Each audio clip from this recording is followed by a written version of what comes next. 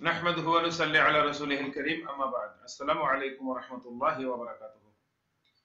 এই ভিডিওটিতে যাদেরকে দেখবেন এরা হচ্ছে সিরিয়ার বাদশা বাশার আল আসাদের পালা কুকুর। তারা সুন্নি মুসলমানদেরকে কিভাবে নির্যাতন করছে, নির্যাতনের সীমানা তারা পার করে দিয়েছে। বিহারুল আনোয়ার শিয়াদের একটি কিতাবে লেখা, সুন্নিদের মাল, সুন্নিদের জান, সুন্নিদের সম্পদ শিয়াদের জন্য হালাল। যে যত পারো সুন্নিদেরকে হত্যা করো এবং সুন্নিদের সম্পদকে লুণ্ঠন করো, এটি তাদের জন্য বেহেশতে যাওয়ার রাস্তাকে সুগম করে দিবে। এই ভিডিওটিতে তার বাস্তব প্রমাণ দেখেন। শিয়া রাফেজি সৈন্যরা কিভাবে একজন সুন্নি মুসলিমকে জ্যান্ত মাটিতে পুঁতে ফেলছে আর বলতেছে, বল ইয়া হাইওয়ান, মানে কালাম ইয়া হাইওয়ান, কুল লা ইলাহা ইল্লা বাশার, বলতেছে তুই বল আল্লাহ, বাশার ছাড়া কোনো মাবুদ নাই। আর ওই আহলে সুন্নাতের ভাইটি বলতেছেন চিৎকার করে, আল্লাহ আল্লাহ, লা ইলাহা ইল্লাল্লাহ, লা ইলাহা ইল্লাল্লাহ। শুনুন। رامي سيدي عليك اهو الصورة حطيناها. شو معه ثلاثته معه لهالحيوان؟ إذا في غيرها الهوية ومعاه كان كاميرا ما يصور فيها.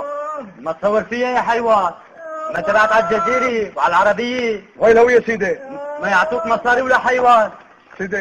سيدي هذا من القصير ولقيناها معاهم وكان واقف عم يصور الأمن.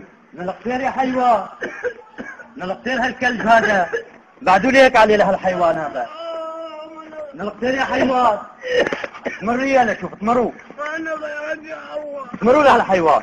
يا الله ما انا برجع الله يا الله اشهد ان لا اله الا الله قل لا اله الا بشار ولا لا حيوان. اله الا الله اشهد ان محمد تمروا لهالحيوان تمروا.